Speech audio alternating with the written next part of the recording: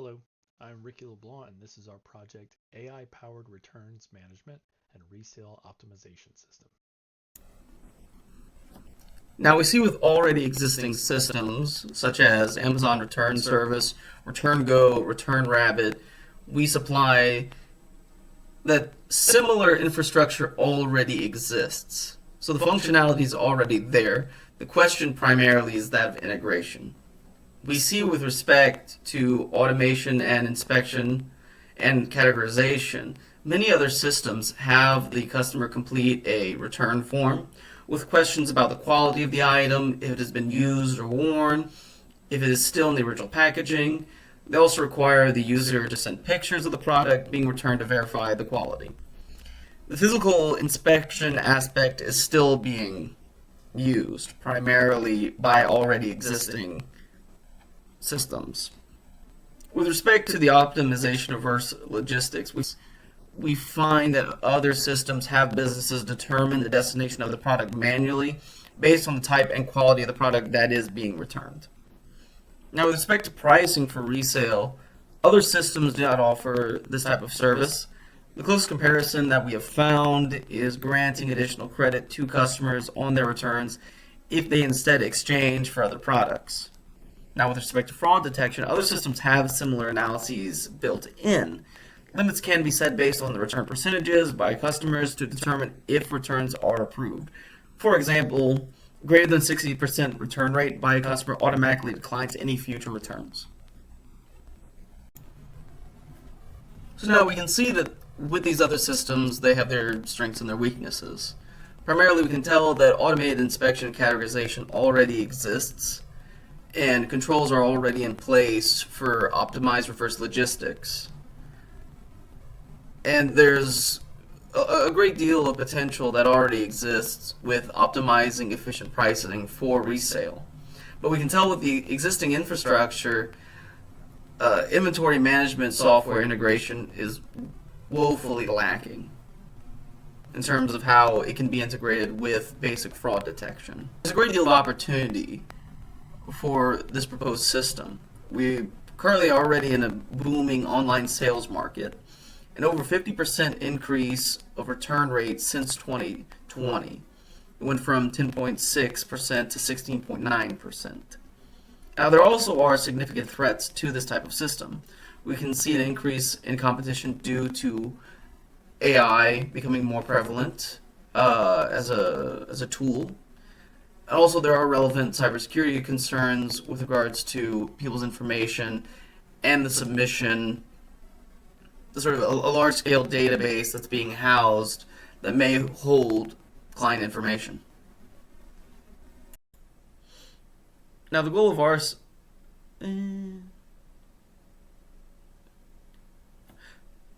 now the goal of our system is to introduce a revolutionary approach to automated returns and resale. First and foremost, our system is going to implement AI to analyze returns via barcode scans, images, and customer history, and classify the return products as resaleable, repairable, recyclable, or disposable. Secondarily, the system would match returns with the best resale, donation, or liquidation path based on the return system's condition, demand, and processing cost. The system also will use AI-powered engines to set resale prices dynamically based on the product's demand, seasonality, and condition. The system will track various return patterns through high return frequency, product swapping, etc., to flag and restrict fraudulent users from abusing again. Now, with respect to non-functional requirements, we intend on creating a multi-platform access that also allows fast processing times, optimized system uptime, and secure access for all users involved. Here is a level 0 logical data flow diagram, or DFD, depicting our processes and how data flows throughout our system as a whole. It all begins with a customer submitting a returns request. Our AI system assists with processing the return and flagging it for the client to verify. The client, with the assistance of our AI system, will make a decision on the approval of the return request. The customer will ship the item back, and the AI system and warehouse team will assess the item and process it. The item will then be classified and assigned a return pathway, but the seller may override this decision of the pathway. Once a final pathway is decided, the final processing can occur. The customer will receive their refund, and the refunded item will be sent to either the client, the seller, or a recycling facility, depending on the pathway chosen. Lastly, the seller will have access to a report showing financial and sustainability gains and losses from this return. This is the physical version of our level 0 DFD. This shows the processes that are done manually versus the processes that are handled automatically through our AI system. This also shows the data fields, documents, forms, all being used to transfer data through the system, and the programs used in each process. We'll now take a look at both logical and physical DFDs of each of our processes in more detail. Our first process, return request processing, is shown here in a more detailed and technical look at how the customer will submit their return request and how this request gets processed, flagged, and sent to the client. Next, we have our client verification of flagged returns process. In these data flow diagrams, we can see how the client processes the return and how that information is sent to the customer and stored in our system. This is our returned product shipping and inspection process. We see how the returned item is processed by the warehouse team and is assigned a pathway. Returned product classification. These diagrams show the process of the customer requesting and receiving a return label, shipping the item back, and then the warehouse team preparing the item for AI inspection. These next diagrams show the process of the seller rejecting the recommended return pathway. Once the item is inspected and a pathway, whether that's return, refund, being sent back, is automatically selected, this information is passed on to the seller, and then the seller can choose a different pathway if needed. Next is final processing and customer refund. These diagrams show the item being directed to its final destination, and refunds, if applicable, are distributed. Notifications of this destination and other return information are then sent to the customer, client, and seller. Lastly, the seller is informed on sustainability and financial gains. Our AI system analyzes information collected throughout the process on the item and produces a report for the seller showing the sustainability and financial data from this return. This is our logical entity relationship diagram, or ERD.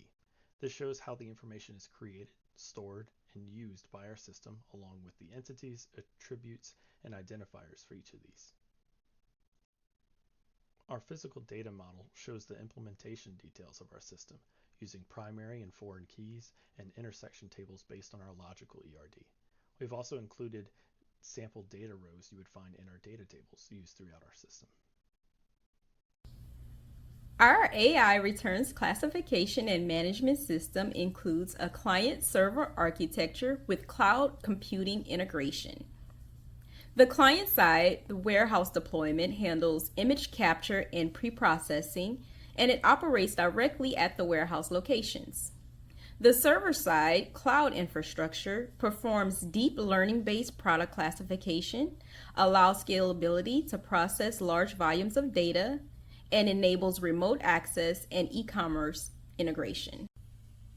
Pictured here is a prototype of the system we created. First is the login screen, where the user will log in to view their interface. There is a customer interface, a client interface, and a seller's interface. The user documentation shows how to navigate our system. To submit a returns request, viewable only to the customer would log into the portal, go to the Return an Item section on the client's portal, select the item to return, choose the return pathway, click Submit Return Request, and wait for the AI system decision. A client can review and approve flagged returns by logging into the portal, Navigate to the Flag Returns Review in the pop-up menu on the screen. Open each flag case and check the return decision. The client can then choose refund or no refund based on the decision to approve or not approve. How to ship returned products. This is viewable to the customer and the warehouse team.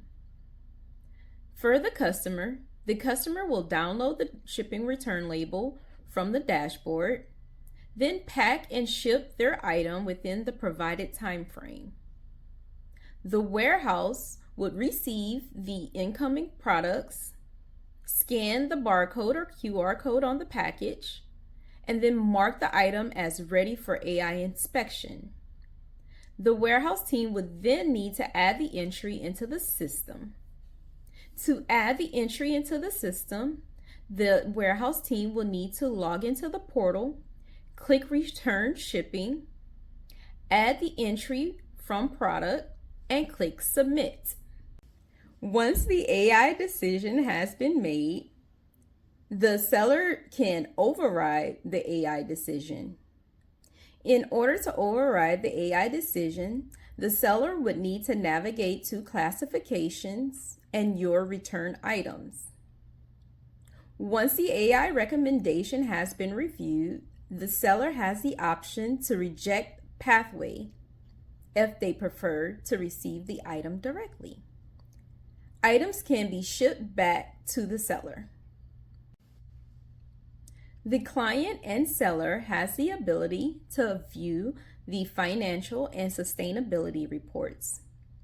In order to view the sustainability reports and the financial reports, the client or seller can log into their portal, go to Reports, select Sustainability and Recovery Gains, and they have the ability to view insights including cost recovery and sustainability impact. These reports may be downloaded as a PDF or CSV file for their records. Okay, so I'm Saad and I will be speaking about the lessons we have learned throughout this project and our future plans for this project. So now, as we reflect on the development journey of our system, one of the most important lessons come from the earliest planning stages where we basically had to plan for everything. So initially there was a fair amount of ambiguity in defining the scope and what exactly our system should do, what falls inside the system and what falls outside systems, what is exactly that we would need to do throughout this project, etc. That mattered a lot now that we see in hindsight. These a few of these Many of these things were not always clear, and that lack of clarity made it difficult to align the team and our understanding of what the project should be. So it was hard to come on the common vision.